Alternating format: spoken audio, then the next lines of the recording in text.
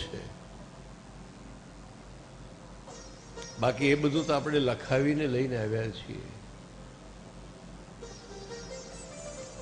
પરમાનંદદાસજી ગાય છે, જો કछु લેખ લીખ્યો નંદ નંદન,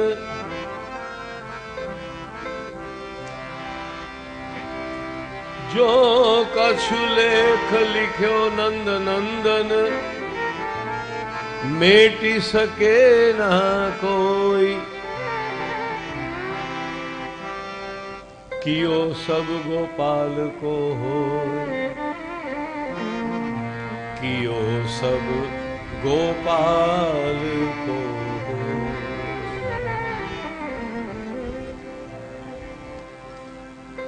उद्यम साधन मंत्र तंत्र विधि ये सब डारो धोए, जो कछु लेख लिख्यो नंद नंदन, मेटी सके ना को, कियो गोपाल को सब होए. जे गमे जगत गुरुदेव जगदीश रे, ते तणो खर खरो भोग करवो, आपणो चिंतव्यो अर्थ कई नवसरे, उगरे एक उद्वेग धरवो.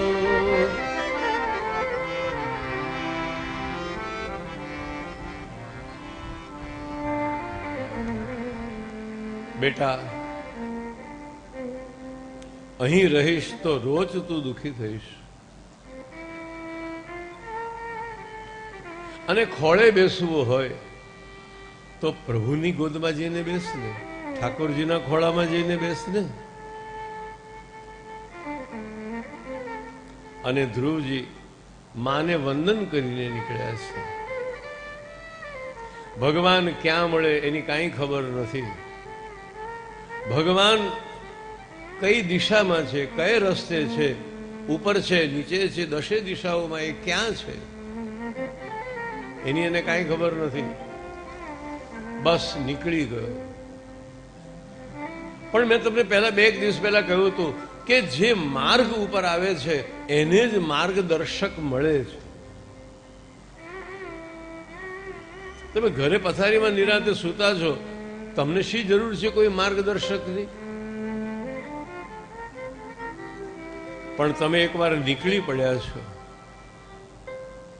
એકવાર તમે માર્ગ ઉપર આવ્યા, તમારી યાત્રા શરૂ થઈ, તો પછી તમે ભૂલા ન પડો એનું ભગવાન પણ ધ્યાન રાખે છે. ભગવાનના માર્ગે ચાલનારો ભૂલો ન પડે એની ભગવાનને ચિંતા હોય છે. એ ન માગે ત્યાંથી પણ કોઈને મોકલી દેશે. ઈશ્વરી સહાય, ડિવાઇન હેલ્પ, જે નામ આપવું હોય તે આપો. ઈશ્વરી સહાય માગવાથી નથી મળતી, એ તમારા માટે તત્પર જ હોય છે. પ્રભુની બંને ભુજાઓ આપણને સહાય કરવા માટે તત્પર જ હોય છે. શરત એટલી કે તમે એકવાર નીકળો, તમે નીકળો તો તમારો હાથ પકડવા તૈયાર, તમને રસ્તો બતાવવા માટે તૈયાર. રસ્તામાં નારદ મળ્યા. નારદને લાગ્યું કે શિષ્ય મજબૂત છે, નિશ્ચય એનો દ્રઢ છે.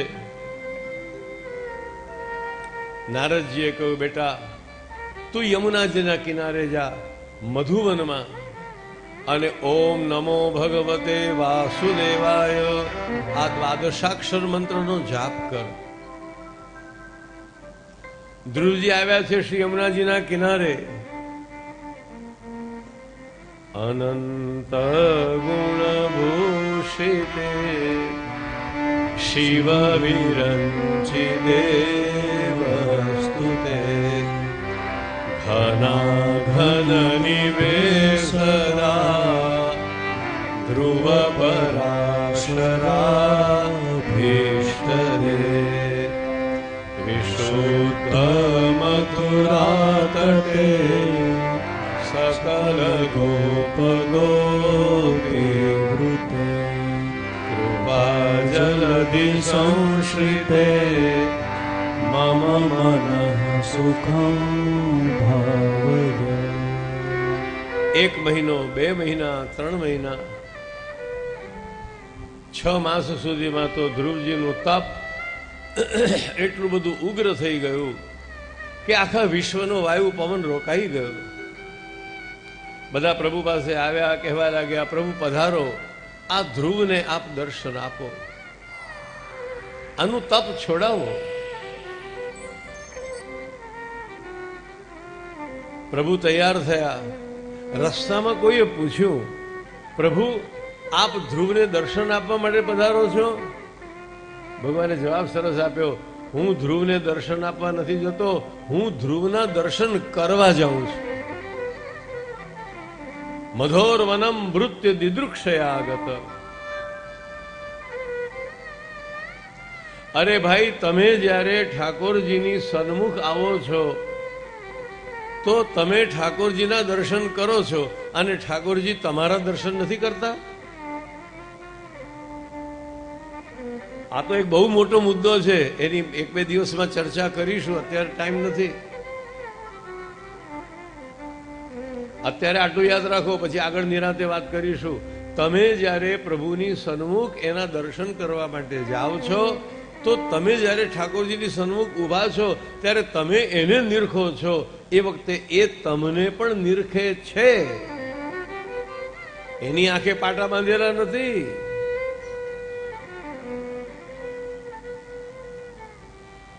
પ્રભુની દ્રષ્ટિ સાથે દ્રષ્ટિ મળે છે. વૈષ્ણવ હવેલીએ જાય છે તો દર્શન કરવા પણ જાય છે અને દર્શન આપવા પણ જાય છે. અને કદાચ બહુ દાડા ન જાઓ ને તો કોક દાડો ઠાકોરજી જરા મીઠું મીઠું હસીને એમ કે આવો આવો, બહુ દાડે દર્શન આપ્યા.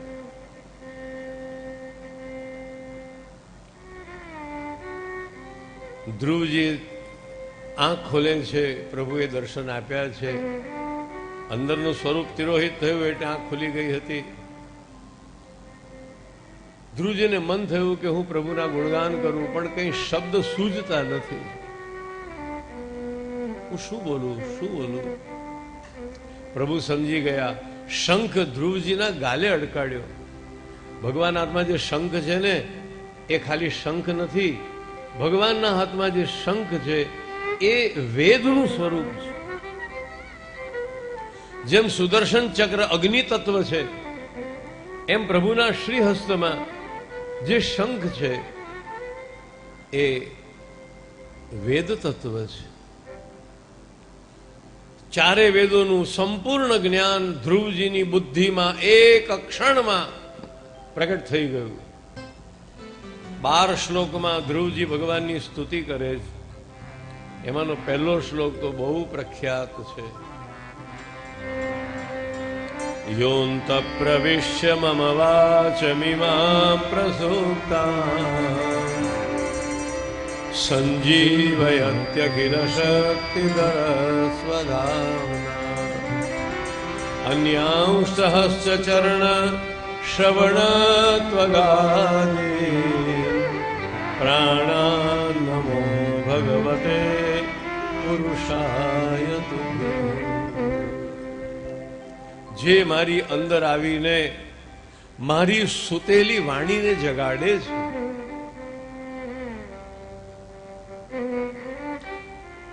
એ મારી પ્રાણ શક્તિ રૂપ પ્રભુ આપને હું પ્રણામ કરું છું.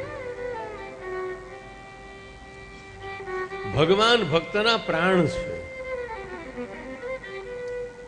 અને પ્રાણથી જ આ બધું થાય છે.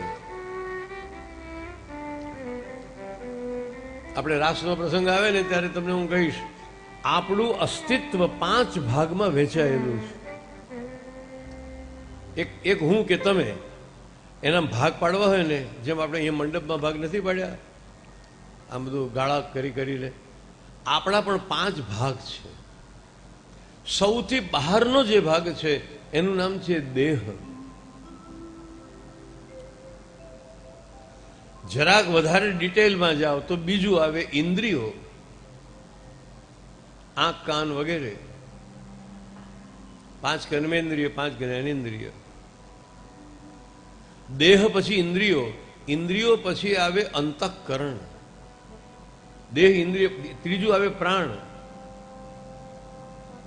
અને પ્રાણ 10 પ્રકારના છે. તમે જ્યારે પૂજા કરતા હો અને ભગવાનની આગળ ભોગ ધર્યો હોય અને પૂજા કરાવનારા વિદ્વાન પુરોહિત જ્યારે બોલે છે ને, ઓમ પ્રાણાય સ્વાહા, ઓમ અપાનાય સ્વાહા, ઓમ વ્યાનાય સ્વાહા, આ બધા પ્રાણના નામો છે. પ્રાણ, અપાન, વ્યાન, સમાન, ઉદાન, દેવદત્ત, કૃક્કલ, નાગ, ધનંજય, 10 પ્રકારના પ્રાણ છે. દેહ, ઇન્દ્રિય, પ્રાણ, ચોથું છે અંતઃકરણ. અંતઃકરણના 4 ભાગ: મન, બુદ્ધિ, ચિત્ત અને અહંકાર. અને અંતઃકરણથી પણ ઊંડે જાઓ તો છેક કેન્દ્રમાં રહેલું પરમ તત્વ, જેનું નામ છે આત્મા. એના કોઈ ભેદ નથી. દેહમાં ભેદ હોઈ શકે, ઇન્દ્રિયોમાં પ્રકારો હોઈ શકે, પ્રાણના પ્રકાર હોઈ શકે, અંતઃકરણના પ્રકાર હોઈ શકે. આત્મા તો એક અખંડ તત્વ છે. દેહ એ તમારું અતિ સ્થૂલ રૂપ છે અને આત્મા એ તમારું અત્યંત સૂક્ષ્મ રૂપ છે. આત્માથી શરૂઆત કરો તો સૂક્ષ્મતમથી સ્થૂલ સુધીની યાત્રા, અને દેહથી શરૂ કરો તો સ્થૂલતમથી સૂક્ષ્મતમ સુધીની યાત્રા છે. બેટા, હું તારા ઉપર બહુ પ્રસન્ન થયો છું, માગ. ધ્રુવજીએ કહ્યું કે શરૂઆતમાં તો બહુ મન હતું મને કે જ્યારે મને ભગવાન મળશે ત્યારે આ માગી લઈશ, આ માગી લઈશ, આ માગી લઈશ, આ માગી લઈશ. પણ સાચું કહું પ્રભુ, એકવાર આપને નિરખ્યા ને, હવે મારા મનમાં કોઈ ઈચ્છા રહી જ નથી. ગોપી ગીતની વ્યાખ્યામાં આચાર્ય શ્રી મહાપ્રભુજી એવું સમજાવે છે કે પ્રભુની કૃપા 2 પ્રકારની હોય છે: કામદમ અને કામદમ. બહુ સરસ મુદ્દો છે.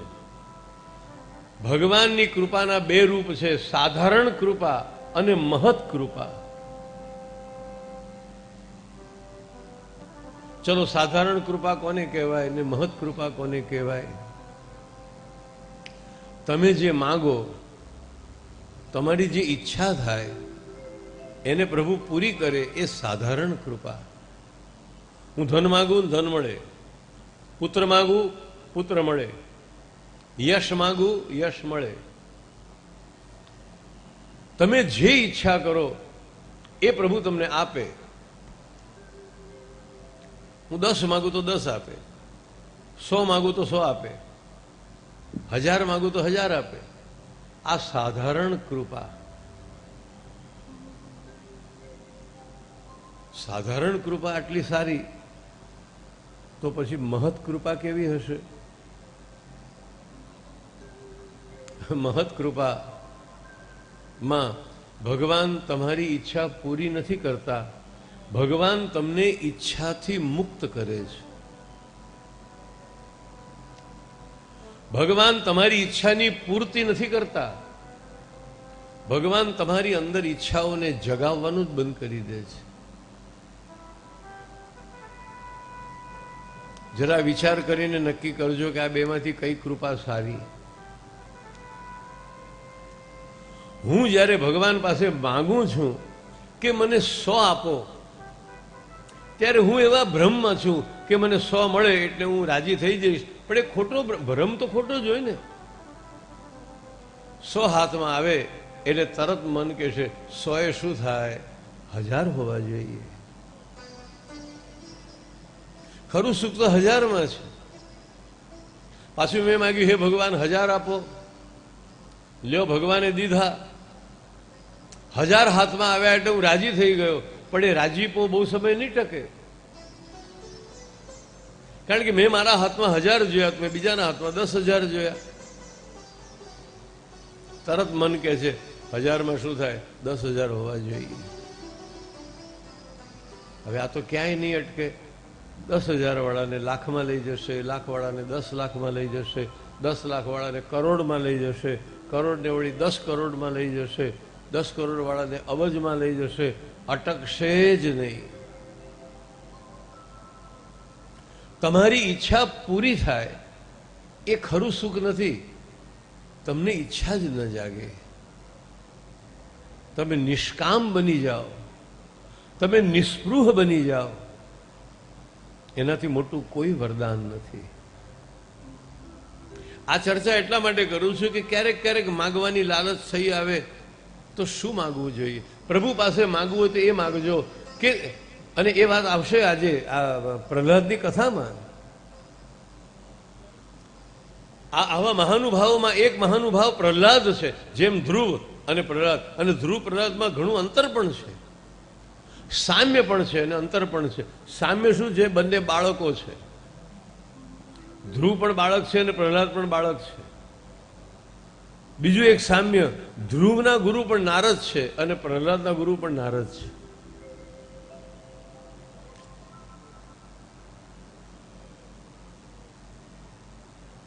ધ્રુવના ઉપર પણ પ્રભુએ ખૂબ પ્રેમ ઠાલવ્યો છે અને પ્રહલાદના ઉપર પણ ઠાલવ્યો. ધ્રુવને માટે પણ અવતાર થયો અને પ્રહલાદને માટે પણ અવતાર થયો. પણ છતાં એને ત્રાજવામાં મૂકીએ ને તો પ્રહલાદનું પલ્લું ભારે છે.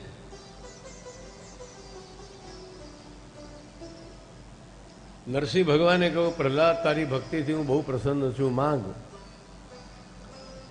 તારી જે માંગણી હશે હું પૂરી કરીશ. હું જેના ઉપર રીઝું છું, જેના ઉપર હું પ્રસન્ન થઉં છું, એટલે જગતનો કોઈ પદાર્થ દુર્લભ રહેતો નથી. માંગ. ધ્રુવજી શું માંગ્યું ખબર છે? ધ્રુવજીએ કહ્યું, આપની પાસે હું એ માંગુ છું કે જિંદગીમાં ક્યારેય આપની પાસે કંઈ માંગવાનું મને મન ન થાય.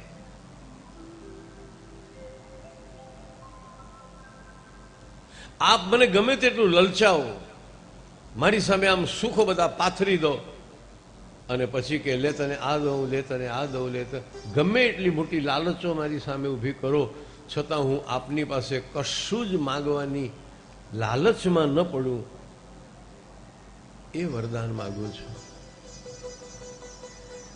ધન્ય છે.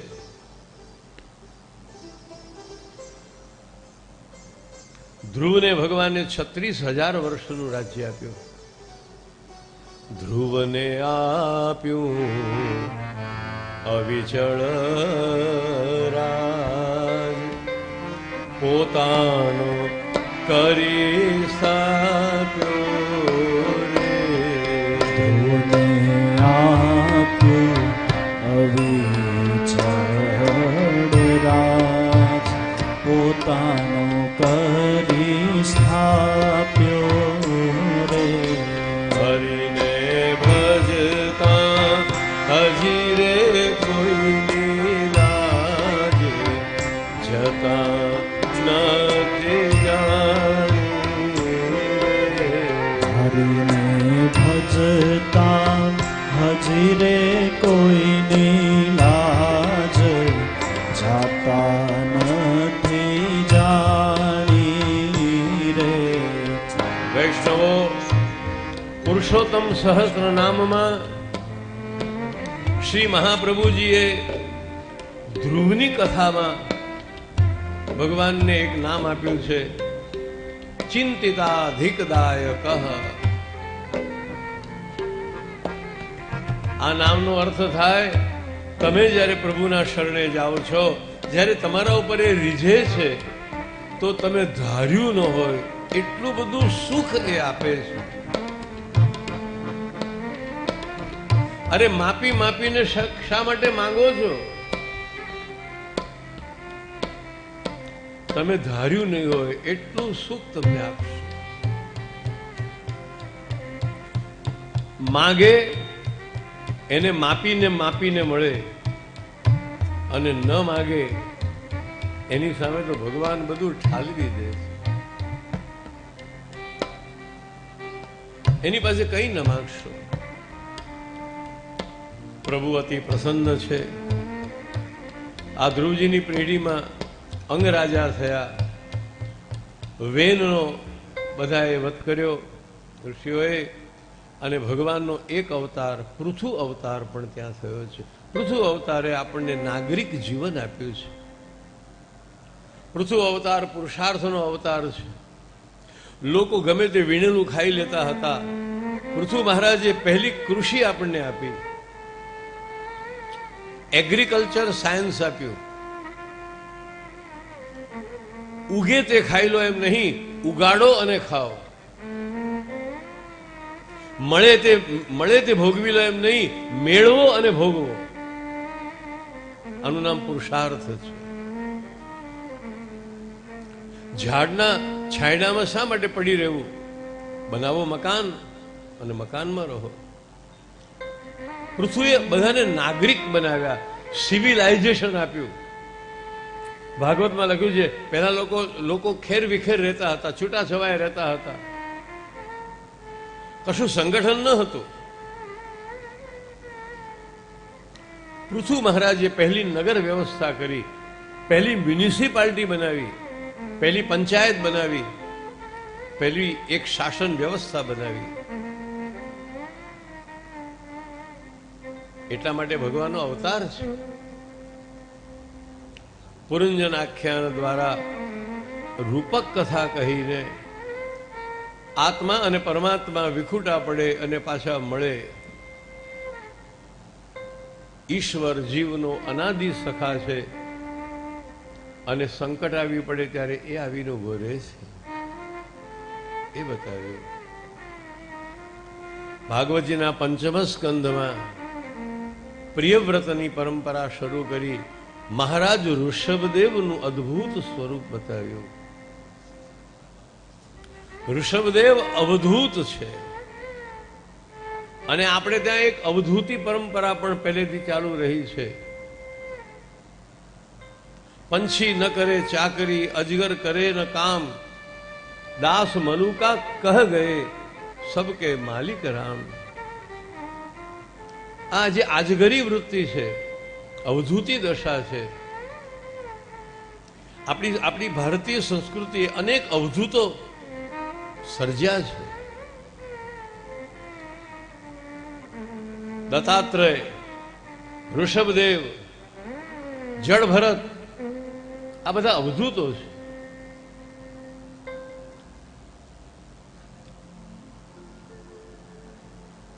પણ એ જીવન ગાળવું બહુ અઘરું છે. સંપૂર્ણ રીતે પ્રકૃતિને આધીન થઈને રહે, કોઈ પુરુષાર્થ નહીં, કોઈ પરાક્રમ નહીં, કોઈ અપેક્ષા નહીં, નિજાનંદમાં ડૂબેલા રહે. તમે ગાળ દો તોય વાંધો નહીં, પથ્થર મારો તો વાંધો નહીં, એના ઉપર ધૂળનો વરસાદ કરો તોય વાંધો નહીં, તમે એને દંડવત પ્રણામ કરો તોય વાંધો નહીં, તમે એની આરતી ઉતારો તોય વાંધો નહીં, તમારે જે કરવું એ કરો. એ સમાન સ્થિતિમાં રહે છે. અનેક અવધૂતો થયા આપણે ત્યાં.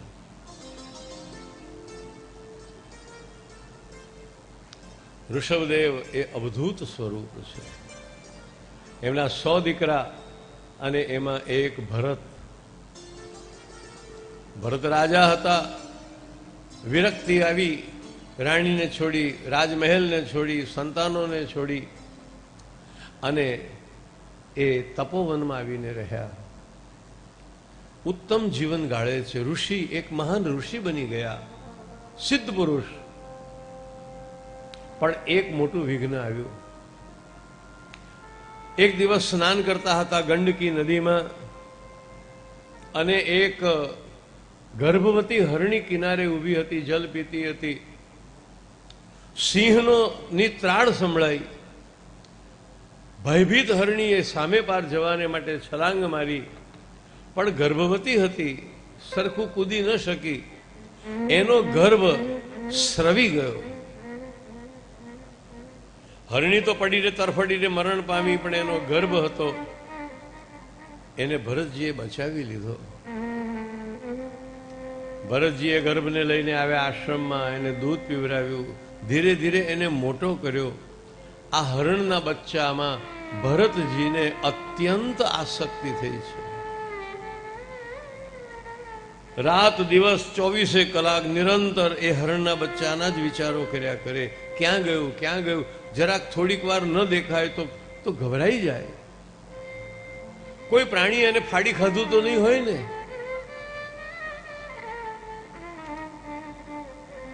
આમ કરતા કરતા અંતકાળ પાસે આવ્યો.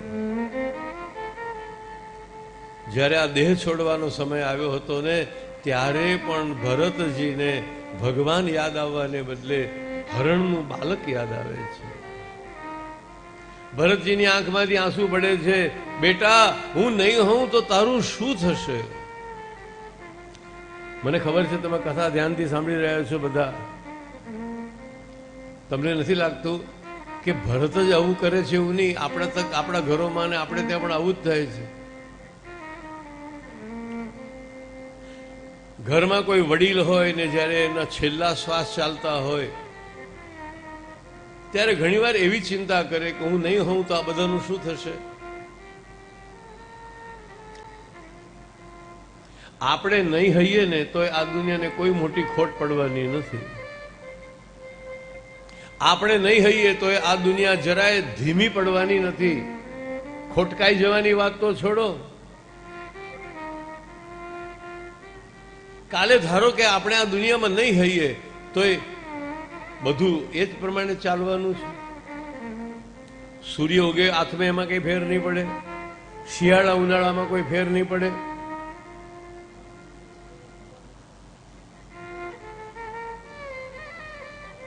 હું નહીં હોઉં તો તમારું શું થશે? અરે એ વેળાએ તો એમ વિચાર કરવો જોઈએ કે હવે મારું શું થશે, મારે ક્યાં જવાનું છે? આમ મરતી વખતે મોટામાં મોટી મૂંઝવણ શું હોય છે? મરતી વખતે મોટામાં મોટી મૂંઝવણ એ હોય છે કે આપણે એવા પ્રદેશમાં જવાનું છે જેની આપણને કોઈ માહિતી જ નથી. સાવ અજ્ઞાત પ્રદેશ. આમ પહેલેથી આપણને ડિટેલ મળી જતી હોત તો સારું થાત કે ભાઈ ત્યાં આટલા રોડ છે, આટલા વાહનો છે, ત્યાં આવી ભાષા બોલાય છે, ત્યાં આવું નાણું ચાલે છે, ત્યાં બધું આમ છે તેમ છે. પહેલેથી બધો ડેટા આવતો હોત તો કેટલું સારું થાત. પણ હવે મુશ્કેલી એ છે કે અહીંથી જે જાય છે એ ઉપરનો કોઈ અહેવાલ તો એ મોકલતા નથી. ભગવાન બધું જ કટ ઓફ કરી નાખે છે, હે ને? અહીંથી જે ગયા એની સાથે આપણો ક્યાં કોઈ સંપર્ક રહે છે? પણ મને આ બહુ વિચાર કરું ત્યારે મને ઘણી વાર એમ લાગે છે કે ભગવાનની આ બહુ મોટી કૃપા છે કે ઉપર ગયેલા સાથે પછી સંપર્ક રહેતો નથી. નહીતર ઉપરવાળા નીચેવાળાને સુખેથી ન રહેવા દે અને નીચેવાળા ઉપરવાળાને ન સુખેથી રહેવા દે. ઉપરથી તરત ફોન આવે, મારા બેસણામાં કોણ કોણ આવ્યા હતા અને કોણ કોણ નહોતા આવ્યા, જરા લિસ્ટ મોકલ. ફલાણો આવ્યો તો કે નહીં, ફલાણો આવ્યો તો કે નહીં. એના ઘરે હું રજા લઈને ગયો હતો, આના ઘરે તો એને ઘરે લગ્ન હતા તો હું તાવ હતો તોય ગયો હતો. ઉપર બેઠો બેઠો લિસ્ટ મંગાવડાવે કે બેસણામાં કોણ કોણ આવ્યા હતા. અહીંયા ઉપાધિ ને ઉપર ગયા પછી એ ઉપાધિ. પણ પ્રભુ બહુ કૃપાળુ છે. એક બીજો વિચાર પણ ઘણી વાર આવે કે તમે જયારે વિમાનની યાત્રા કરતા હો ત્યારે આમ નક્કી હોય ને કે ભાઈ 15 કિલો લઈ જવાનું. હવે એમાં કેટલી મુશ્કેલી થાય, કારણ કે આપણી ઈચ્છા તો આપણી હોય 60 કિલો લઈ જવાની અને કાયદો છે 15 કિલો લઈ જવાનું. બે વસ્તુ કાઢીએ, પાછી બે વસ્તુ મૂકીએ, બે વસ્તુ કાઢીએ, બે વસ્તુ મૂકીએ. આવું અમારે વારે વાર થાય, કારણ કે પ્રવાસો બહુ કરીએ. પણ દર વખતે એક વિચાર મનમાં આવે કે માનો કે આવતીકાલે ભગવાન એવો સુધારો કરે કે ઉપર જેટલા આવે એટલાને 5 કિલો લઈ જવાની છૂટ.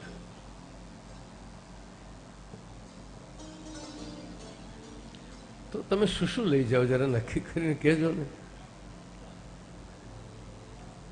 5 કિલો વેટ લઈ જવાની છૂટ. શી હાલત થાય, કારણ કે 50 કિલો આમ આપણને આના વિના ન હાલે, આના વિના ન હાલે, આના વિના ન હાલે, અને લઈ જવાનું છે માત્ર 5 કિલો જ.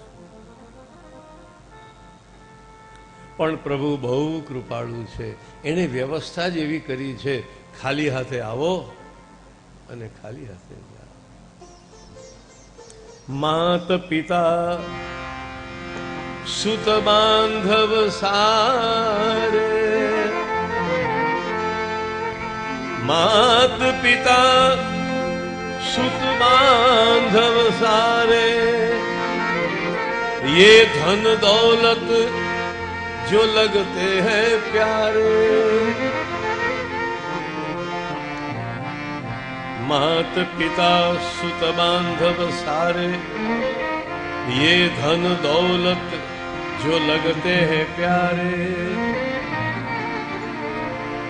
पण तेरे संग चले न अधेला है,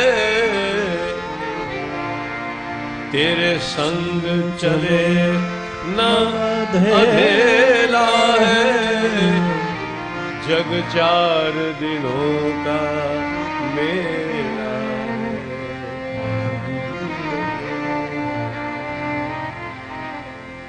જે છે એ બધું અહીં મૂકીને જવાનું છે.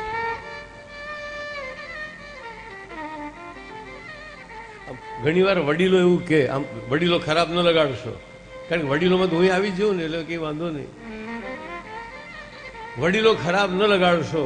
ઘણી વાર વડીલો છોકરાઓને શું કે, છોકરાઓ કે આ બાપા હવે આટલી બધી મહેનત શું કરવા કરો, થોડો આરામ કરો ને. તો બાપા શું કે, આ બધું અમે કોના માટે કરીએ છીએ, અમારે ક્યાં હારે લઈ જવું છે, આ બધું અમે તમારા માટે કરીએ છીએ, અમારે ક્યાં હારે લઈ જવું છે. તે આપણે કે લો લઈ જાઓ ને, કોને ના પાડી.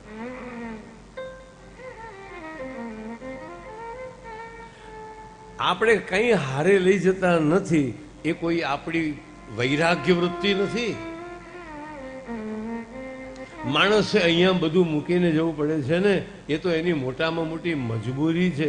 બાકી એ ખીલી નીચે ન રહેવા દે. જેમ એક ઘરેથી બીજા ઘરે તમે જાઓ તો ઘણા લોકો એવા છે, એક ઘરેથી બીજા ઘરે નવા ઘરે રહેવા જાય તો જૂના ઘરની દિવાલોમાંથી ખીલી સુદ્ધા ખેંચી કાઢે. આ ત્યાં કામ આવશે.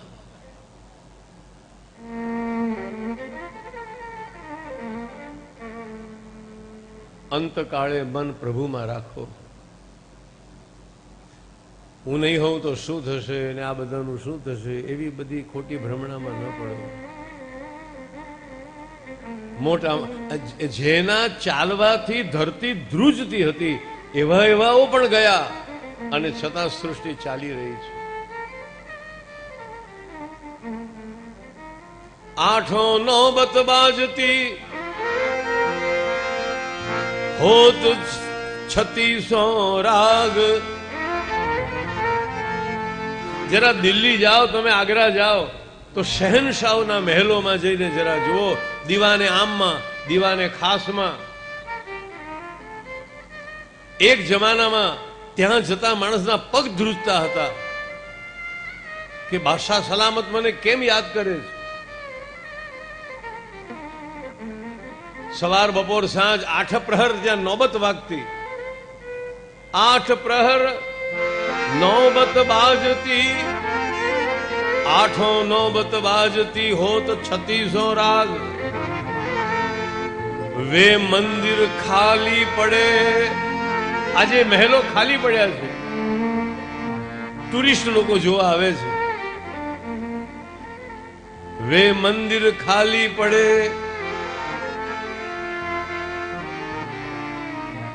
આવક બેઠત કાગડા ઉડે છે ત્યાં. જ્યાં મોટા મોટા શહેનશાહો ને જહાં પનાહ બધા હતા, બધું ગયું અને ત્યાં કાગડા ઉડી રહ્યા છે. કઈ વસ્તુનું અભિમાન કરીશું આપણે? રૂપનું અભિમાન કરશો, રૂપ ટકવાનું નથી. ધનનું અભિમાન કરશો, ધનનો ભરોસો નથી. તંદુરસ્તીનું અભિમાન કરો છો, એક ક્ષણમાં તંદુરસ્તી ગાયબ. કઈ વસ્તુનું અભિમાન કરશો? જ્ઞાન બુદ્ધિ વગેરેનું અભિમાન કરશો તોય તમારાથી આગળ કોઈ નીકળેલું હશે, તમને બતાવશે.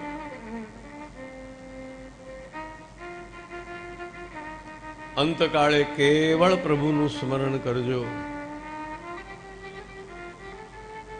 નહીતર મૃત્યુ બગડશે. તમારે આગલા જન્મમાં જે થવું હોય ને એનું ચિત્ર છેલ્લે તમારી બુદ્ધિમાં રાખજો. અને આ નિયમનો આજ સુધી કોઈ અપવાદ જોવામાં આવ્યો નથી. નિરપવાદ સિદ્ધાંત છે, નિરપવાદ નિયમ છે આ, કે અંતે જે મતિ હશે એ ગતિ થશે. તમે સાધુ છો, અસાધુ છો, સારા માણસ છો, ખરાબ માણસ છો, એ બધું પછી. પહેલી વાત એ છે કે તમે અંત સમયે તમારું મન ક્યાં છે. બીજા જન્મમાં ભરત હરણ થાય છે, પણ આગલા જન્મની સાધના નકામીને ગઈ. એને હરણના શરીરમાં પણ સ્મરણ રહ્યું કે હું હરણ કેમ બન્યો. પછી એ પાછો બ્રાહ્મણ પરિવારમાં જન્મે છે. આ વખતે પણ એનું નામ ભરત છે, પણ એ એવો ગાંડા ઘેલા જેવો રહે છે કે બધા એને ભરત કહેવાને બદલે જળ ભરત કહે છે. ભરત જે નક્કી કર્યું હતું, આપણે આપણી પ્રતિભા, આપણે આપણી વિશેષતા, આપણે આપણી મહત્તા દુનિયાની સામે બતાવવી જ નથી. તમારી આજુબાજુ ઘણીવાર એવા ગાંડા ઘેલા મહાપુરુષો પણ દેખાતા હોય ગાંડા ઘેલા પણ હોય કોઈ પરમ જ્ઞાની અવધૂત મહાત્માઓ. બહારથી કોઈનું જજમેન્ટ કરવાનું નક્કી ન કરશો. ઘણા એવા મહાપુરુષો છે જે પોતાની મસ્તીને છુપાવીને રહે છે. બહાર ખબર જ ન પડે તમને કે અંદર આનંદનો કેવો ઉત્સવ થઈ રહ્યો છે. હિન્દીમાં એક શબ્દ છે છુપે રુસ્તમ. એવા અનેક અવધૂતો છે જે છુપા રુસ્તમ છે, બહાર તમને ખબર જ ન પડે, અને અંદરથી પરમ કક્ષાએ પહોંચેલા, પરમોચ્ચ કક્ષાએ પહોંચેલા. બધા એમ સમજે કે આ ગાંડા ગેલા છે. મા બાપ હતા ને ત્યાં સુધી આવા ગાંડા ગેલા છોકરાનું કામ ચાલ્યું, પણ પછી તો ભાઈ ભાભીઓ હતા એટલે એને તો કાઢ્યો ઘરમાંથી.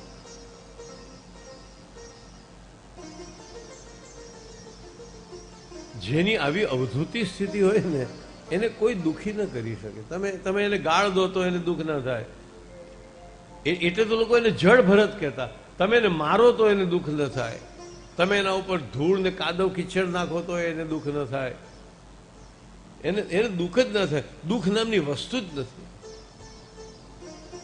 કોઈ અપમાન કરે તો હશે, કોઈ તિરસ્કાર કરે તો હશે. લોકો એને ગાંડો કે જડ કે.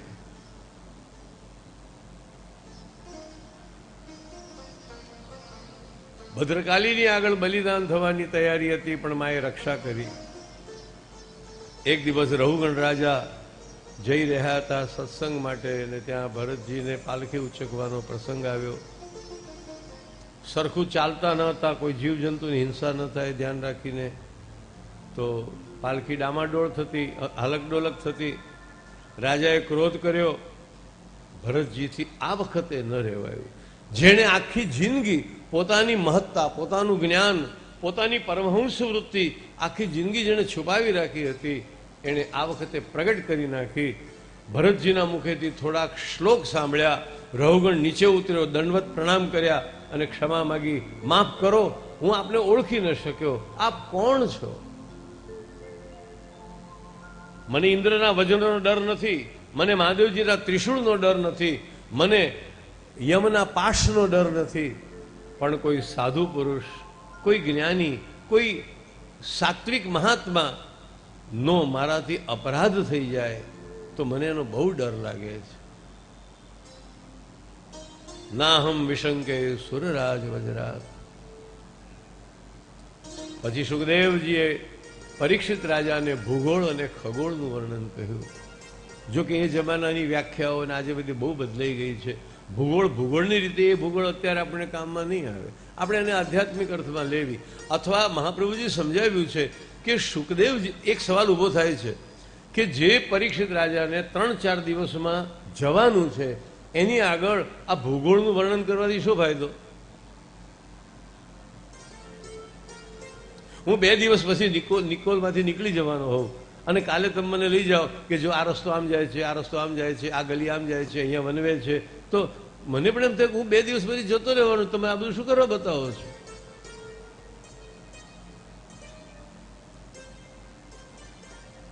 સાતમા દિવસે પરીક્ષિતને મૃત્યુ છે અને 3 દિવસ તો ગયા. શું ફાયદો એને ભૂગોળ જાણીને, ગ્રહોની ગતિ જાણીને? પણ એનો ખુલાસો મહાપ્રભુજીએ કર્યો છે સુબોધનીજીમાં. મહાપ્રભુજીએ એ અર્થ કર્યો છે કે જગતનું વર્ણન પરીક્ષિતની સામે સુખદેવજીએ એટલા માટે કર્યું કે જગત આટલું બધું વિશાળ છે તો એને રચનારો કેટલો વિશાળ હશે. સૃષ્ટિ આવી મહાન છે તો સૃષ્ટિનો જે રચયિતા છે એ કેટલો મહાન હશે. સૃષ્ટિનું વર્ણન મહાત્મ જ્ઞાન માટે છે. જન્માદ્યસ્ય અતઃ, જેનાથી ઉત્પત્તિ થાય, જેનામાં સ્થિતિ થાય, જેનામાં લય થાય, એ આ ભગવાન. આ ભૂગોળ ખગોળનું વર્ણન મહાત્મ જ્ઞાન માટે છે. પછી નરકનું વર્ણન આવ્યું. 28 નરક મુખ્ય છે અને એ નરકનું વર્ણન સાંભળે ને એટલે આમ ભલભલા ભયભીત થાય, અરે આવું કરે છે, આવું કરે છે, આવું કરે છે. જો કે કપિલ ભગવાન એવું બોલી ગયા છે કે પેલા નરકની તો કોને ખબર છે, કોણ જોવા ગયું હતું કે ત્યાં નરક ઉપર છે કે નહીં. બાકી ધરતી ઉપર સ્વર્ગ પણ છે અને ધરતી ઉપર નરક પણ છે. અરે આખા દિવસમાં કેટલી વાર આપણે સ્વર્ગ અને નરકની વચ્ચે શટલિંગ કરીએ છીએ. થોડીક વાર નરકમાં, પાછા સ્વર્ગમાં. આમ ખુશીથી બેઠા હતા સ્વર્ગમાં, કોકે આવીને અપમાન કર્યું, લાલ ચોળ થઈ ગયા નરકમાં. લે કેટલી વાર લાગે છે.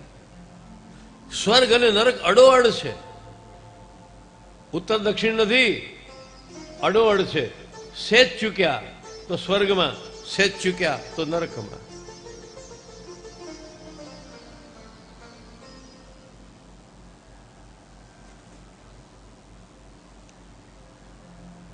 અત્રૈવ નરક સ્વર્ગ ઇતિ માત પ્રચક્ષતે. સ્વર્ગ પણ અહીં છે, નરક પણ અહીં જ છે. આપણે નિરોગી હઈએ તો સ્વર્ગ, બીમાર પડી ગયા તો નરક.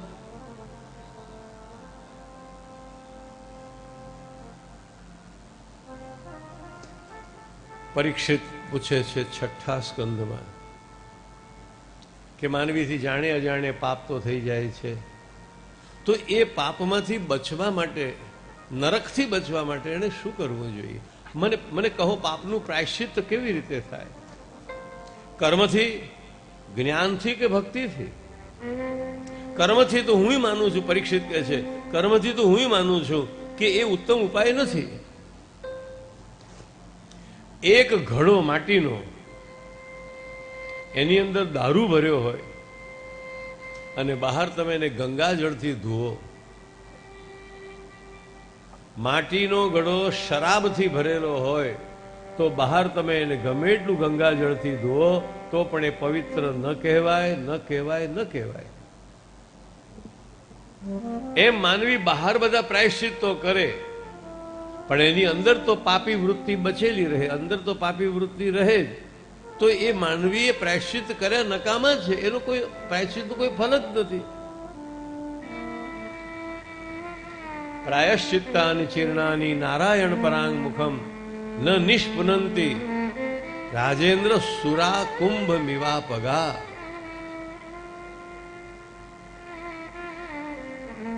હા, જ્ઞાન વડે નાશ થઈ શકે.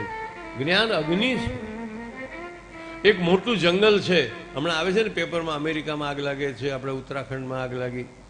એક મોટું જંગલ છે અને ત્યાં આગ લાગે તો થોડા દિવસ પછી જુઓ તો બધું મેદાન થઈ ગયું હોય. જ્ઞાનનો અગ્નિ કર્મોને બાળી નાખે છે, પણ બધું મેદાન થઈ ગયું હોય એ રાજી થવા જેવું નથી. કેમ? પાછા 2-4 વરસાદ પડે ને એટલે પાછું બધું ઉગવાનું શરૂ થઈ જાય. પાપનો નાશ નથી કરવાનો, પાપનો વિનાશ કરવાનો છે. તમે એનો નાશ કરો અને પાછું ફરી ઉગે, એનો નાશ કરો પાછું ફરીથી ઉગે, એ નાશ કહેવાય.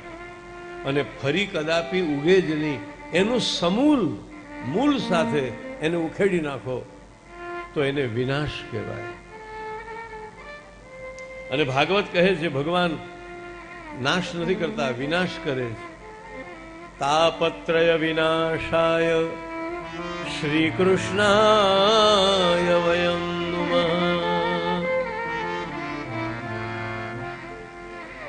મૂળ સાથે જેનો નાશ થાય.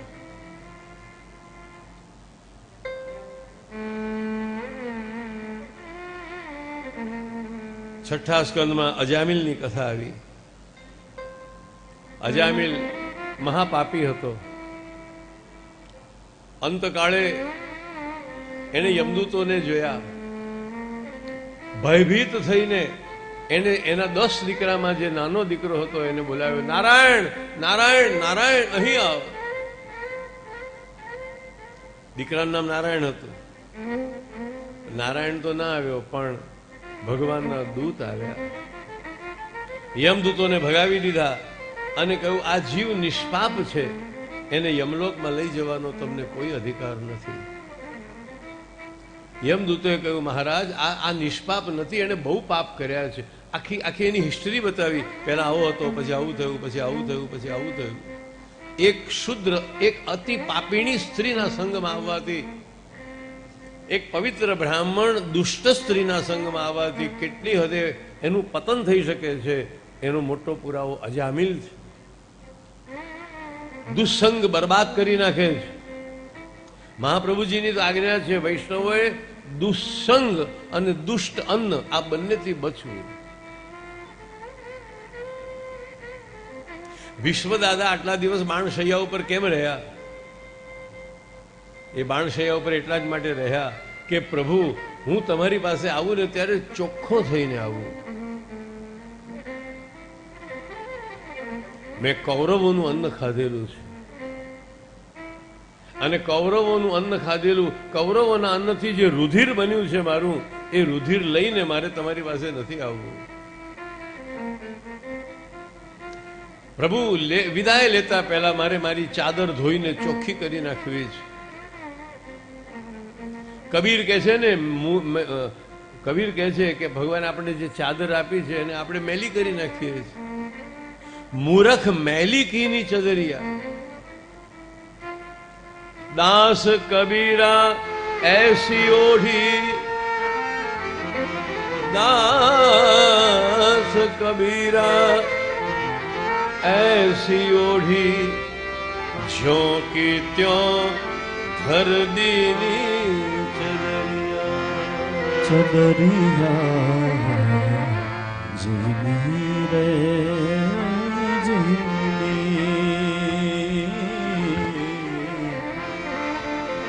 राम रस बिन बीनी जीनी रे जीनी.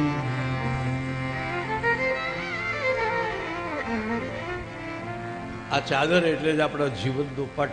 આ ચાદર એટલે જ આપણું અંતઃકરણ. ભગવાનના નામનો મહિમા બતાવ્યો છે. ગમે તે અવસ્થામાં પ્રભુનું નામ લેવાય એ પાપોને બાળીને રાખ કરે છે. ઘણા લોકોને અજામિલની કથામાં શંકા પડે છે કે માણસે આખી જિંદગી પાપ કર્યા અને છેલ્લે નારાયણ નારાયણ કહી દીધું, બસ બધા પાપ બળી ગયા. અગણિત પાપો કર્યા છે અને ખાલી નારાયણ બોલવાથી પાપનો નિકાલ થઈ ગયો, પાપ બળી ગયા. આ કઈ ગળે ઉતરતું નથી. આટલા સહેલા ઉપાયથી શું પાપોનો નાશ થઈ શકે? કદાચ આવી શંકા તમારા મનમાં જાગે તો જવાબ સાંભળો. જવાબ સાંભળો, પણ જવાબ મારે કહેવાનો નથી. મારે તમને એક સવાલ પૂછવાનો છે. એક સવાલ પૂછું, સહેલો. હિમાલય જેટલો મોટો રૂનો ઢગલો હોય, હિમાલય જેટલો મોટો રૂનો ઢગલો હોય, એને બાળવો હોય તો કેટલા વેગન, કેટલા ટન કોલસા જોઈએ? કેટલા જોઈએ? એમ તો કે ચાલતું હશે, હિમાલય જેવડો રૂનો પર્વત છે.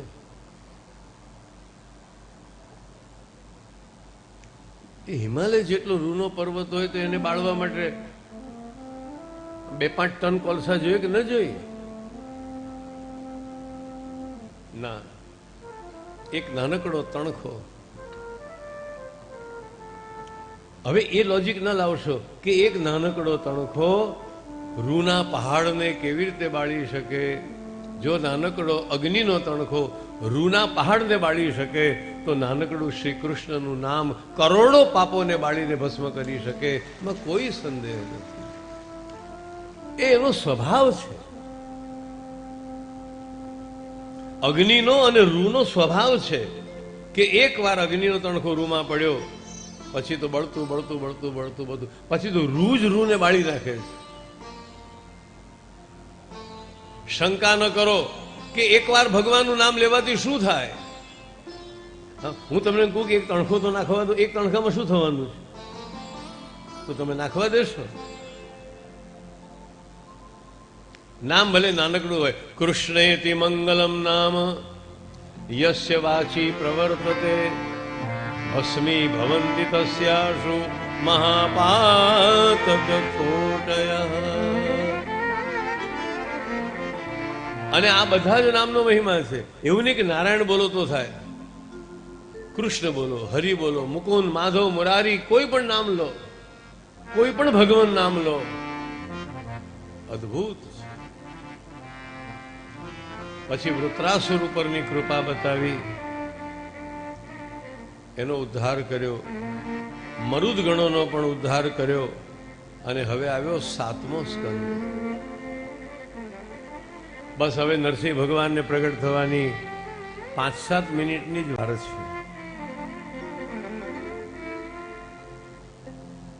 નરસિંહ ભગવાન નો અવતાર કરાવવો અઘરો બહુ છે. એ એટલા માટે છે કે એની બધી પેલાની કન્ડિશન બહુ મોટી હતી. દિવસે નહીં ને રાત્રે નહીં, ઘરમાં નહીં ને બહારે નહીં, આવું બધું હતું.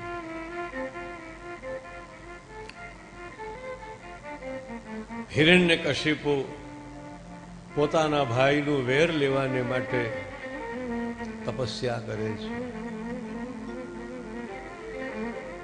એણે બ્રહ્માની તપસ્યા કરી, સમય થયો, પાત્રતા આવી, એટલું પુણ્ય બળ આવ્યું, તપોબલ આવ્યું, એટલે બ્રહ્માજીને દર્શન આપવા માટે આવવું પડ્યું. બ્રહ્માજી કો વરદાન માંગ. હિરણ્યકશિપુ કહે છે મને અમર બનાવી દો. બ્રહ્માએ કહ્યું જો ભાઈ તને હું અમર બનાવી શકું નહીં, કારણ કે હું અમર નથી. બ્રહ્મા, વિષ્ણુ અને મહેશ આ 3 એક સરખા નથી. બ્રહ્મા જીવ કોટીમાં છે અને વિષ્ણુ અને શિવ ઈશ્વર કોટીમાં છે. મહાદેવજીનું અને વિષ્ણુનું આયુષ્ય નક્કી થયેલું નથી કે આટલા વર્ષ રહેવાના, જ્યારે શાસ્ત્રોમાં બ્રહ્માનું આયુષ્ય નક્કી છે. બ્રહ્મા 100 વર્ષ જીવવાના, આપણા 100 નહીં, એના આયુષ્ય છે.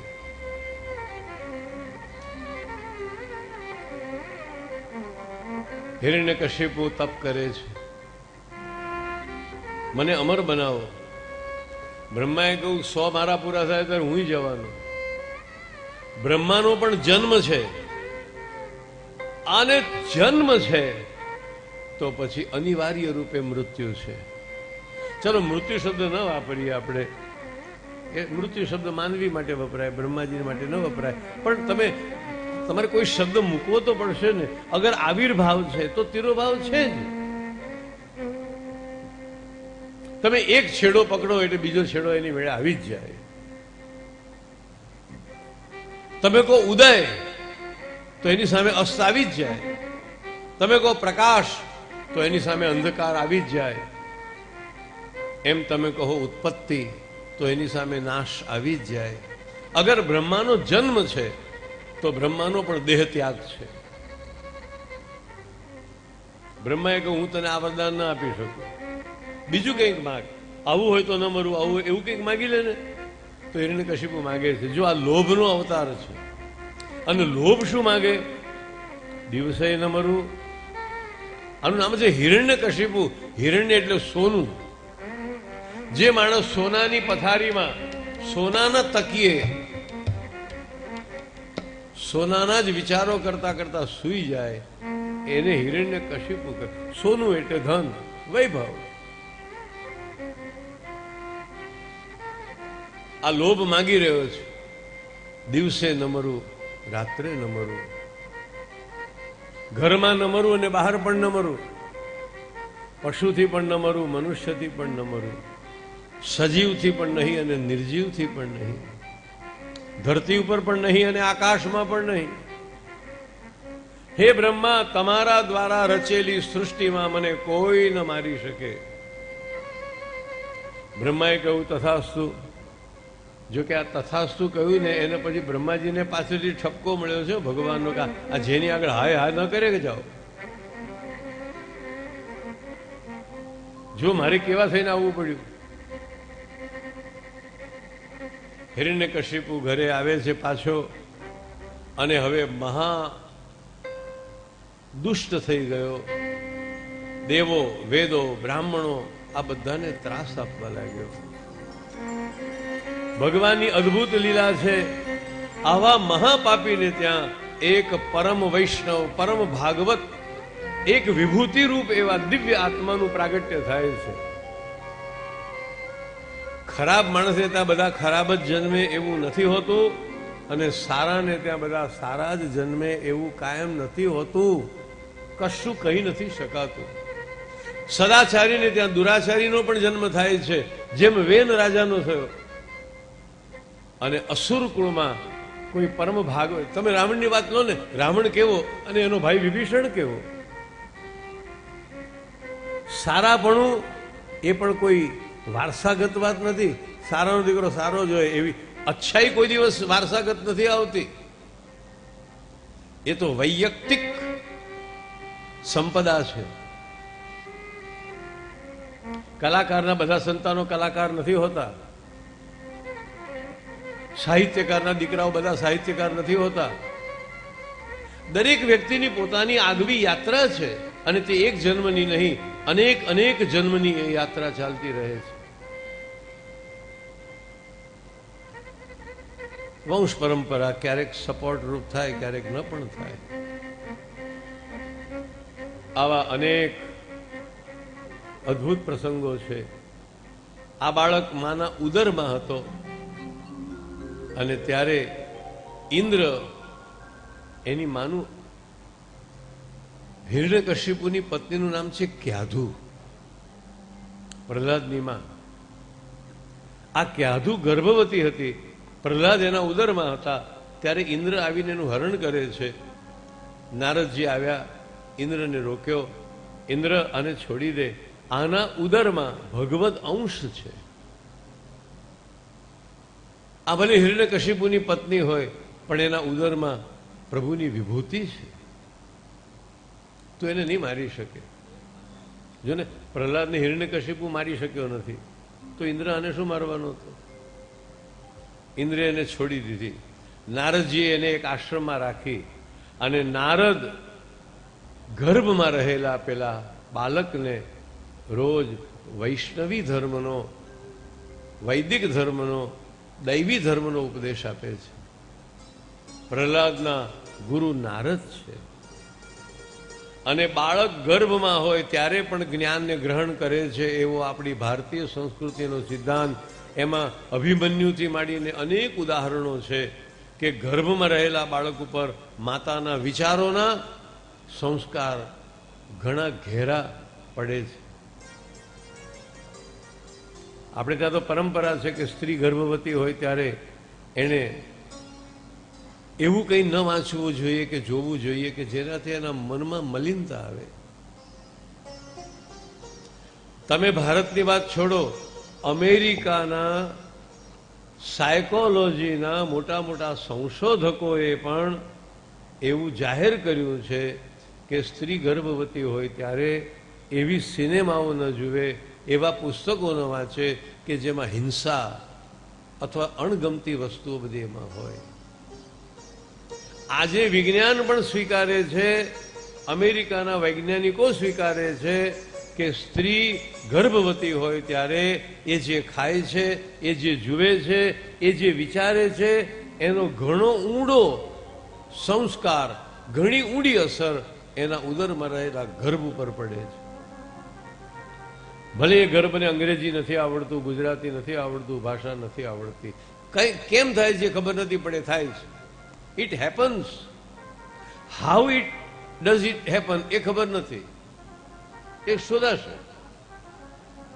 પણ માતાના વિચારો, માતાની મનોદશાની ઊંડી અસર એના ગર્ભમાં પડે છે. આપણી પાસે મોટો પુરાવો છે પ્રહલાદ. પ્રહલાદ જન્મ્યા અને બધાને બહુ પ્રિય થયા.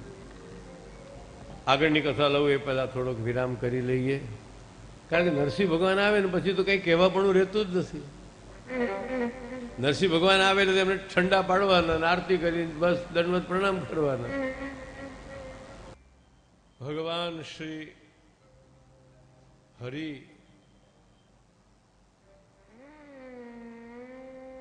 શ્રી કૃષ્ણ, શ્રી નારાયણ, જે કહો, પરંતુ પ્રભુનું એક વચન છે, નમે ભક્ત પ્રણશ્યતિ. જે મારો છે, અપનો જન પ્રહલાદ ઉપાર્યો,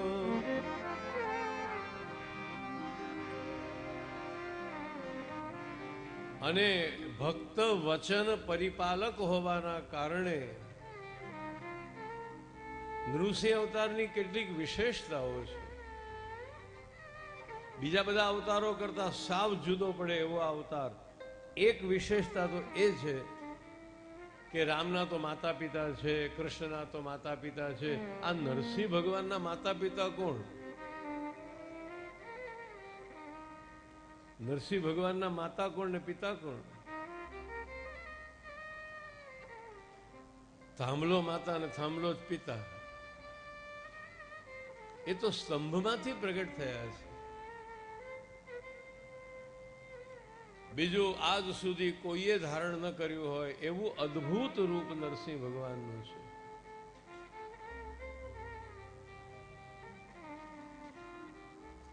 આ અવતારની બહુ વિલક્ષણતા છે.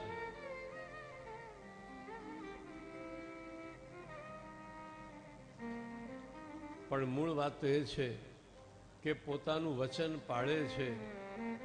નમે ભક્ત પ્રણશ્યતિ, મારા ભક્તને કોઈ આંચ ન આવવા દો.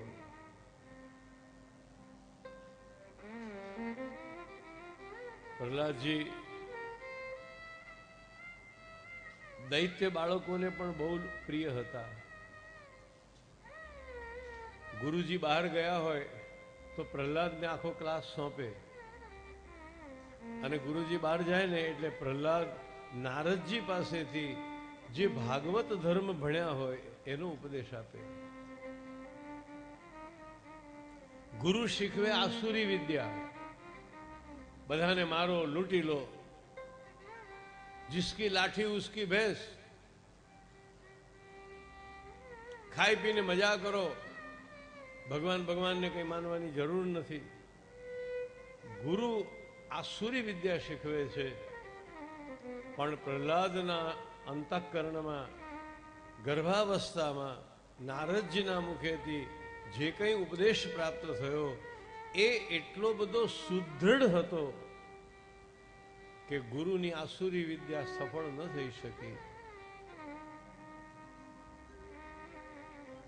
એક દિવસ હિરણ્યકશિપુ ખોળામાં લઈને પ્રહલાદને પૂછે છે, બેટા તું તારા ગુરુ પાસેથી જે ભણ્યો હોવ એમાં સૌથી ઉત્તમ શું ભણ્યો? તત્સાધુ મન્યે સુરવર્ય દેહિના. પિતાજી, હું મારા ગુરુ પાસેથી શીખ્યો છું. હિત્વાત્મપાતમ ગૃહમંધકોપમ ગત્વા વનમ યદ હરિમાશ્રયેત. પિતાજી, ઘર છોડો. ઘર તો અંધારો કૂવો છે. છોડો આ બધું. વનમાં પધારો અને શ્રી હરિનું ભજન કરો, આશ્રય કરો. ગુરુજીને બોલાવ્યા અને કહ્યું, આ છોકરાની બુદ્ધિ કોકે બગાડી છે. જરા એને સરખી રીતે સુધારો, એને બરોબર કરો. તમે કેવું ધ્યાન રાખો છો? મારો દીકરો છે અને મારા શત્રુના ગુણ ગાય છે. ગુરુજી કહે છે, મહારાજ, અમે બહુ પ્રયત્ન કરીએ છીએ, પણ કોણ જાણે અમારી વાત એ માનતો જ નથી. જાઓ, ફરીથી એને સમજાવો. ફરી થોડો સમય ગયો. એક દિવસ હિરણ્યકશિપુ ખોળામાં બેસાડીને પૂછે છે, બેટા, તું મને કહે, તને તારા ગુરુ પાસેથી શું સૌથી વધારે ગમ્યું છે? નિર્ભય પ્રહલાદ, પિતાનો ભય રાખ્યા વિના જે સત્ય છે તે કહે છે. શ્રવણમ કીર્તનમ વિષ્ણો સ્મરણમ પાદ સેવનમ અર્ચનમ વંદનમ દાસ્યમ સખ્યમાત્મનિવેદનમ. હે પિતાજી, શ્રી હરિની, શ્રી વિષ્ણુની નવધા ભક્તિ કરો. આ જે મુદ્દો પ્રહલાદે આપ્યો ને, એ બધા જ આગળ જનારા બધા જ આચાર્યોએ આ નવધા ભક્તિના ક્રમને ખૂબ માન આપ્યું છે. આખા દેશમાં આ વાત આજે પ્રસિદ્ધ છે કે ભક્તિની વાત આવે એટલે તરત લોકો કહેશે નવધા ભક્તિ. શ્રવણમ કીર્તનમ સ્મરણમ પાદસેવનમ અર્ચનમ વંદનમ દાસ્યમ સખ્યમ આત્મનિવેદનમ. ભગવાનની લીલાઓનું શ્રવણ કરો. અરે આ તમે 3 કલાક અહીંયા બેસો છો, એ ખાલી બેસી રહ્યા નથી, તમે શ્રવણ ભક્તિ કરી છે. અને જ્યારે કોઈ ગવડાવે તાળી પાડીને, ત્યારે તમે કીર્તન ભક્તિ કરી છે. અને જો મન લગાવીને સાંભળતા હો ને, તો શ્રવણ ભક્તિની સાથે સાથે તમે સ્મરણ ભક્તિ પણ કરી છે. આ ભક્તિનું સત્ર છે. હિરણ્યકશિપુએ જાણે ખોળામાં સાપ હોય ને કોઈ ફેંકી દે એમ પ્રહલાદને ફેંકી દીધો. આ છોકરો હવે નહીં સુધરે. અસુરોને બોલાવીને કહ્યું, જાઓ આને મારો, પર્વત ઉપરથી નાખી દો. અને નાખનારા પર્વત ઉપરથી નાખી દે છે તો ઓલો ઝીલનારો પાછો ઝીલી પણ લે છે.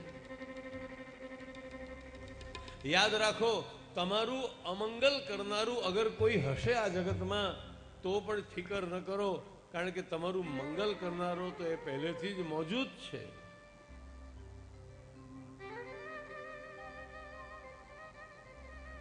અને તમારું અશુભ ઈચ્છનારો, તમારું અમંગલ ઈચ્છનારો કઈ ભગવાન કરતા તો વધારે બળવાન નહીં હોય ને. ગમે તે હોય પણ ભગવાનની તોલે કોઈ નહીં આવે. તમારા રક્ષક શ્રી કૃષ્ણ છે. સૌથી સમર્થ રાધાવરનો આશરો,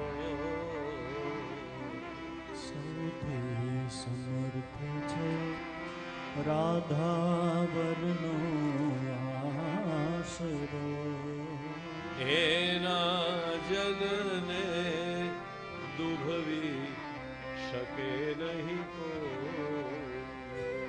એના જનને દુભવી શકે નહીં કોઈ.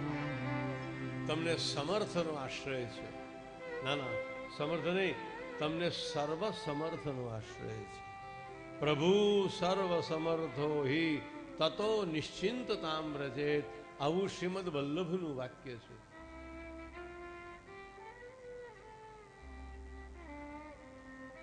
પ્રહલાદને ઝેર પીવડાવ્યું. પ્રહલાદને હુતાશણી હોલિકા ખોળામાં લઈને બેઠી.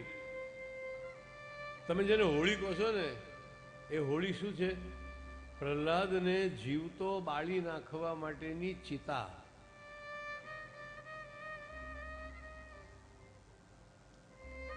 હોલિકાની પાસે એક વસ્ત્ર હતું. એમ કે આ વસ્ત્ર ઓઢીને જો હું બેસું તો અગ્નિ મને કાંઈ ન કરે. વરદાન હતું. તૈયારી કરવામાં આવી. ફાગણ સુદ પૂનમ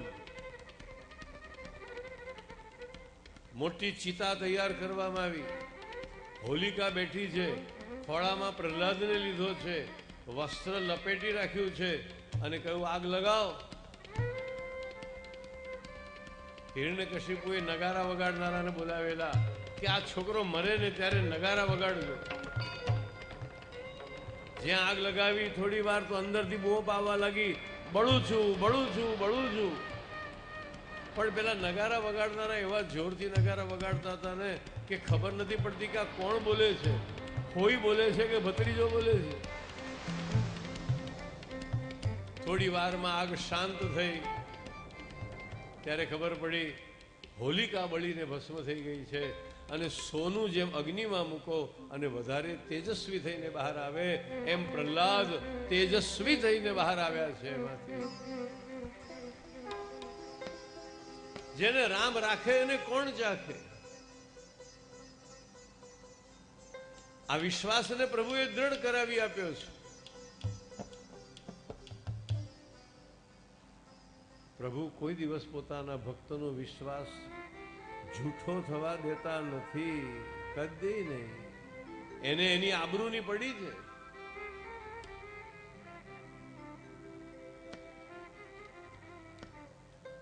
પછી એક દિવસ હિરણ્યકશિપુએ નક્કી કર્યું કે મારા દીકરાને હવે હું જ મારું.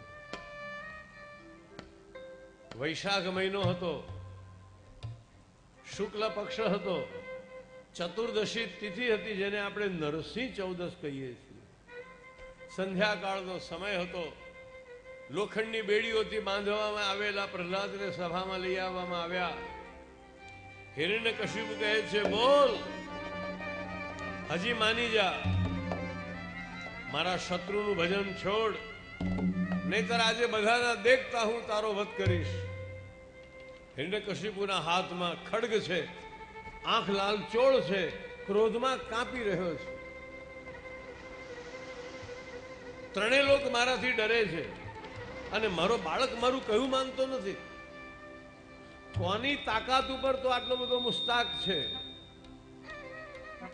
ભગવાન ભગવાન ભગવાન ભગવાન કરે છે. બતાવ ક્યાં છે તારો ભગવાન? પ્રહલાદજી કહે છે, પિતાજી, ભગવાન ક્યાં છે ન પૂછો, એ ક્યાં નથી એ પૂછો. મારો પ્રભુ બધે છે.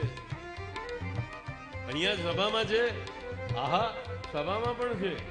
આ થાંભલામાં છે, જરૂર. જે બધે હોય થાંભલામાં કેમ ન હોય? તો પહેલા તારા ભગવાનને મારું છું. દાંત કચકચાવીને દોડ્યો અને થાંભલા ઉપર જ્યાં જોરથી મુષ્ટિનો પ્રહાર કરે છે, મુષ્ટિનો પ્રહાર થતાની સાથે કડાક દઈને ચિરાયો છે. અંદરથી ગોળ ગોળ ગોળ ગોળ ગોળ ફરી સંભળાઈ રહ્યો છે.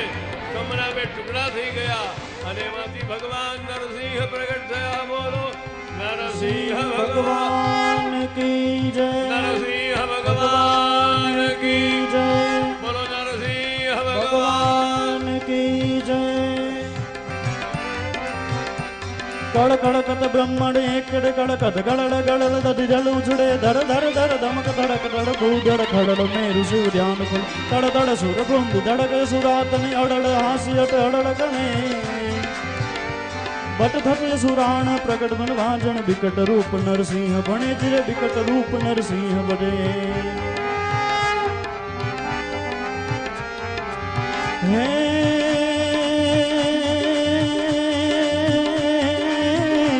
કટ કટી હત ભગત તડક મુખ ભટકટ કટ કટી હત ભટકટ તડક મુખ ભટકટ લપટ ઝપટ તડક કલલમ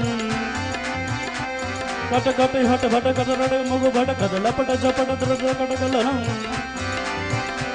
झटपट पट अंग उलट पलट कर परड कोट अति कपट चलम परगट जट हेरण कशिप प्राण खट खट नख भरत खड़ फड़ जय जय असुराण प्रगट गर्भाजन विकट रूप नरसिंह बने जिरे विकट रूप नरसिंह बजे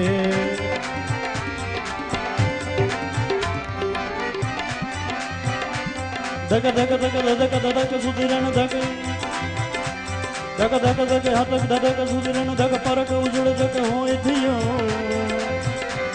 धन धनन समद धुंबी धोरण जानन वेद मिक ब्रह्म भणे जनकार सजन दुदूषण हुड़गत दैत्य गणे अगणित हरणे जय जय असुराण प्रगट गर्भाजन विकट रूप नरसिंह बने जिर विकट रूप नरसिंह बने कट कट हट भ्रटक त्रटक मुख भटकत लपट झपट द्रग त्रटक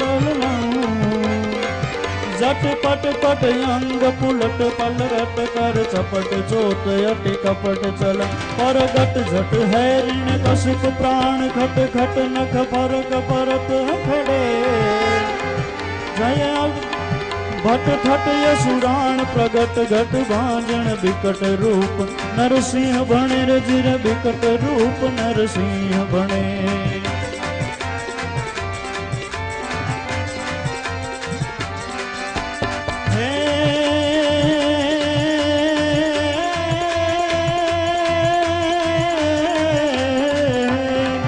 कड़ कड़गत ब्रह्म एक स्वर कड़गत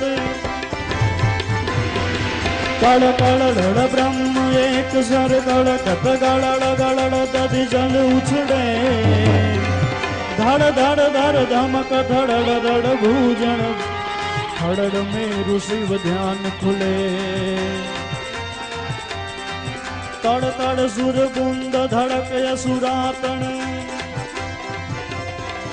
तड़ तड़ सुर बुंद धड़क असुरातन अड़ड़ हास्यत हड़ड़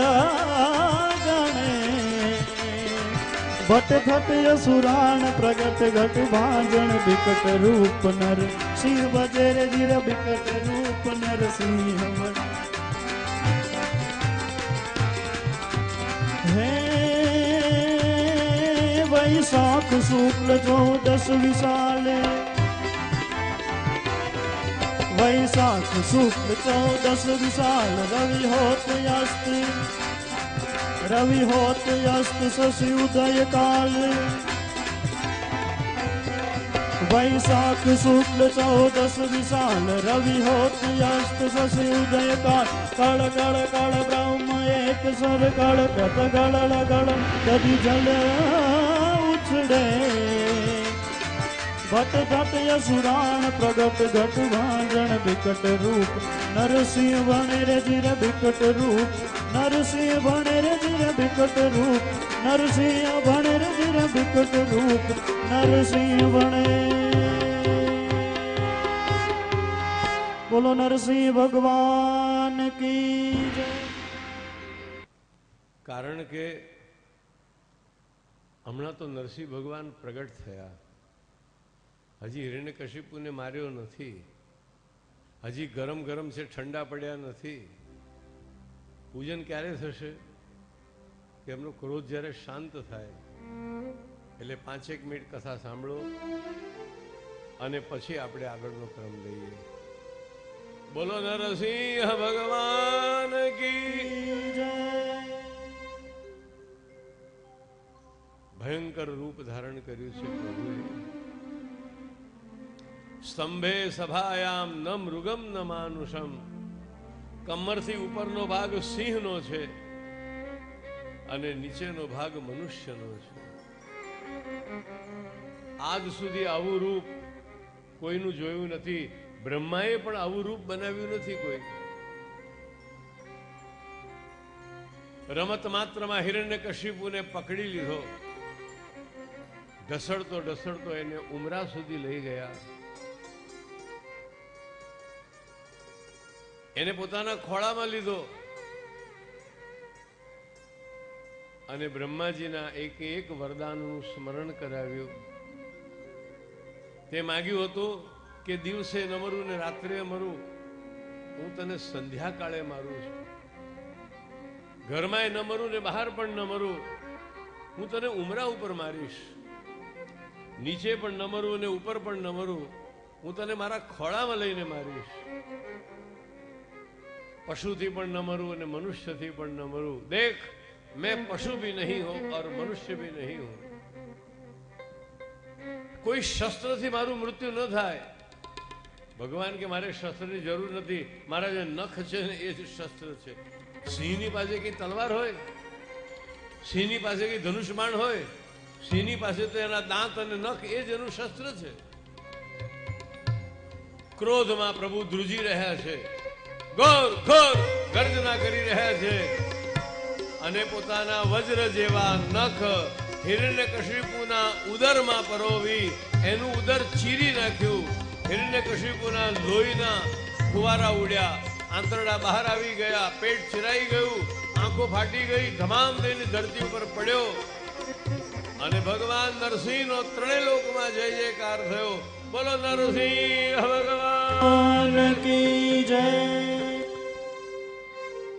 ભગવાને હિરણ્યકશિપુનો વધ તો કર્યો અને છલાંગ મારીને પ્રહલાદના એના હિરણ્યકશિપુના સિંહાસન ઉપર આવીને બિરાજી ગયા. નરસિંહ ભગવાન સિંહાસન ઉપર બિરાજેલા છે અને ક્રોધમાં ગર્જના કરી રહ્યા છે. હાવ હાવ હાવ. બધા દેવો ભેગા થયા. બ્રહ્માજીએ કહ્યું કે મહારાજ શાંત થાવ. મહાદેવજી કહ્યું શાંત થાવ. ઇન્દ્ર કહે છે શાંત થાવ. ઋષિઓ કહે છે શાંત થાવ. પણ ક્રોધ એનો શાંત થતો જ નથી. જો જે માણસ રોજ ક્રોધ કરે ને એના ક્રોધમાં બહુ દમ ના હોય. ઘણી વાર હું મુંબઈમાં એક જગ્યાએ રહેલો, કથા હતી, મુંબઈમાં એક જગ્યાએ ઉતરેલો. એમના ઘરમાં રોજ સવારે નરસિંહ અવતાર થાય.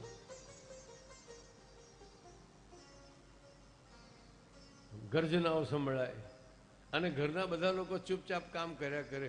હું જરા મૂંઝાયો. મેં કહ્યું શું થયું શું થયું? મને કે શાસ્ત્રી ચિંતા ન કરો, આ રૂટીન છે. અમારે ત્યાં રોજ સવાર નરસિંહ અવતાર થાય છે, પણ પાછા થોડી વારમાં શાંત થઈ જાય છે. પણ આ નરસિંહ શાંત ના થયા. બધા કોઈ એક કામ કરો, કોઈનું ના માને પણ ઘરવાળીનું તો માને ને. આ લોકોએ નીચે બધું જોયેલું, દેવોએ પાછું નીચે બધું જોયેલું કે નીચે શું હાલે છે. એ કોઈના વાર્યા ન વળે, પણ ઘરવાળી આવે એટલે પાછા હાલો હાલો હવે બહુ થયું. આમ તમે શેરીઓના કજિયા જોયા હોય ને, તમને આ બધી ખબર પડે કે આ બિલકુલ આમાં લખ્યું છે પરફેક્ટ ફિટ છે, બરાબર. બે જણા લડતા હોય ભયંકર અને બંનેના ઘરવાળા બહાર આવીને હાલો હવે બહુ થયું, ચૂપચાપ પેલા ઘરમાં વયા જાય. બધાએ કહ્યું લક્ષ્મીજીને બોલાવો તો આમનો ક્રોધ શાંત થાય. દેવે કહ્યું માં તમે પ્રાર્થના કરો ને, આમના ક્રોધથી એમને બહુ ડર લાગે છે, ક્યાંક જગતનો પ્રલય ન કરી નાખે. આ તો પરબ્રહ્મ છે, તમે જરા એને શાંત કરો. લક્ષ્મી એમ સમજે કે હું બધાને હું જાઉં એટલે મારું કામ થઈ જશે, મારે તો વશ છે. લક્ષ્મીજી ભગવાન પાસે આવ્યા ને કહ્યું મહારાજ હવે બહુ થયું, હવે આટલો બધો ક્રોધ શા માટે કરો છો? શાંત થાવ શાંત થાવ.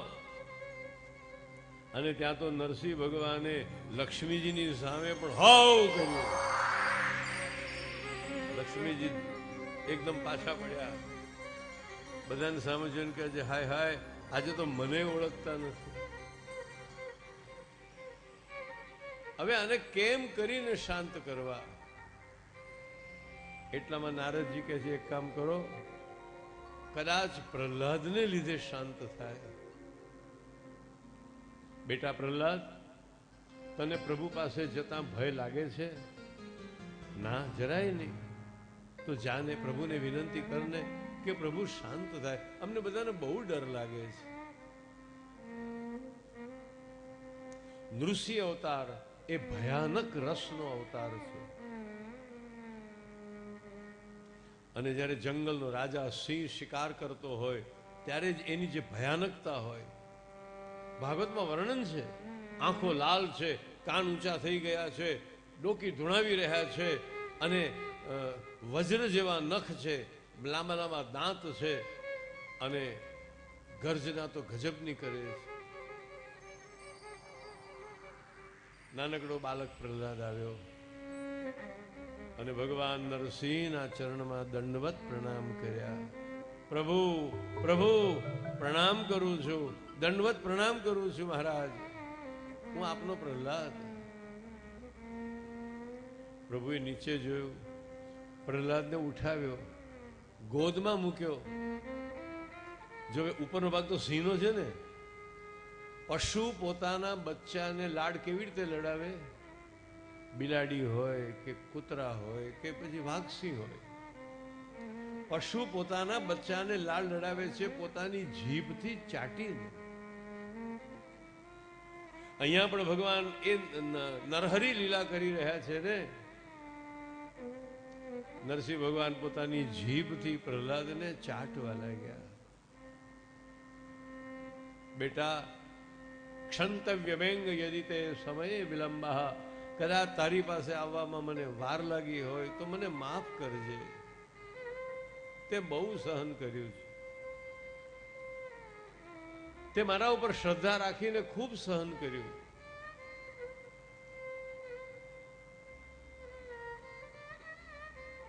ભગવાનનો ક્રોધ શાંત થયો.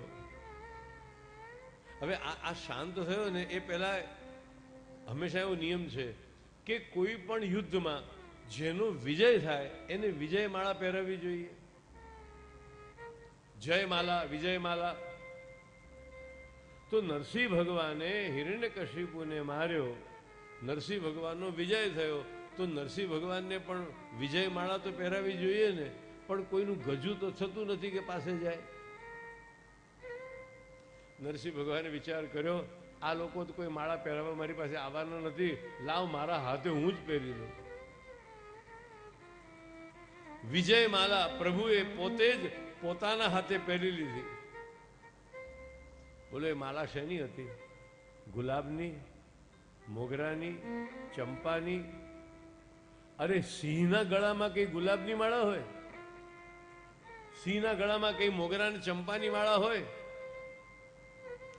હિરણ્યકશિપુના ચીરેલા ઉદરમાંથી આંતરડા લઈને ભગવાને પહેરી લીધા છે. આ તો સિંહ છે, એને આંતરડાની માળા. બોલો, નરસિંહ ભગવાનની પૂજા આપણાથી થાય? નરસિંહ મહેતાના માળાજી ધરાવાય આપણાથી? હિરણ્યકશિપુના આંતરડાની માળા ધારણ કરી છે. મુખ અને શ્રીઅંગ ઉપર લોહીના છાંટા ઉડેલા છે, માંસ અને લોહી બધું ફેલાયેલું છે, અને અદ્ભુત સ્વરૂપ. આવા નૃસિંહ ભગવાનનું અત્યારે આપણે પૂજન કરીશું, આરતી કરીશું. સંબોધયામિ વસ્ત્રોપવસ્ત્રમ સમર્પયામિ, 3 વખત જળ મૂકી આપો. ધૂપમાઘ્રાપયામિ, દીપકમ દર્શયામિ, નૈવેદ્યમ નિવેદયામિ. પ્રાણાય સ્વાહા, અપાનાય સ્વાહા, વ્યાનાય સ્વાહા, ઉદાનાય સ્વાહા, સમાનાય સ્વાહા. બોલીએ નૃસિંહ ભગવાન કી જય. જય નરસિંહ હરે પ્રભુ, જય નરસિંહ હરે. ખંભ ફાડે પ્રભુ પ્રગટે, ખંભ ફાડે પ્રભુ પ્રગટે.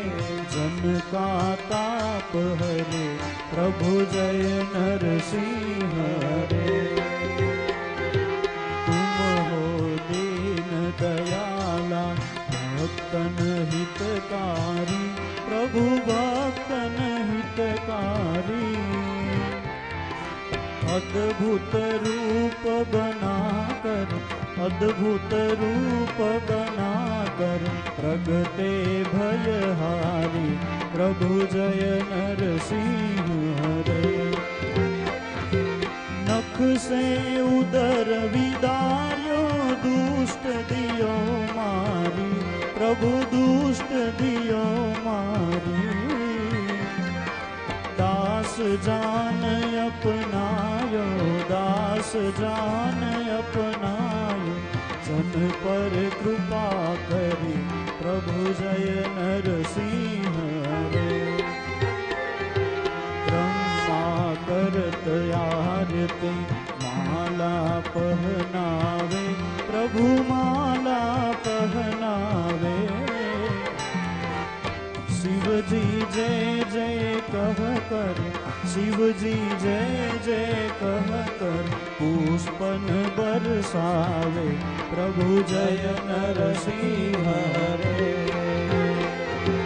नारद बीन बजावे सनकादिक गावे प्रभु सनकादिक गावे। इंद्र देव सब मिलकर इंद्र देव सब मिलकर जय जयकार करे प्रभु जय नरसिंह हरे। जो कोई सांझ सवेरे यह आरती गावे प्रभु यह आरती गावे। पद्मनाभ उनके घर पद्मनाभ उनके घर सुख संपत्ति आवे प्रभु जय नरसिंह हरे। कर्पूर गौरम करुणावतारम संसार सारं भुजगेन्द्रहारं सदा वसन्तं हृदयारविन्दे भवं भवानी सहितं नमामि। मङ्गलं भगवान् विष्णु मङ्गलं गरुडध्वज मङ्गलं पुण्डरीकाक्ष मङ्गलाय हरि। सर्वमङ्गलमाङ्गल्ये शिवे सर्वार्थसाधिके शरण्ये त्र्यम्बके गौरी नारायणी नमोस्तुते नारायणी नमोस्तुते नारायणी नमोस्तुते नारायणी नमोस्तुते। यानि कानि च भावानि जन्मान्तर्गतानि जातानि सर्वाणि नश्यन्तो प्रदक्षिणां पदे पदे। पुष्पैः हस्तैः देवताभिवन्दनं आत्मरक्षणार्थे आत्माभिवन्दनं। તમે આરતી લેજો હસ્તૌ પ્રખ્યાત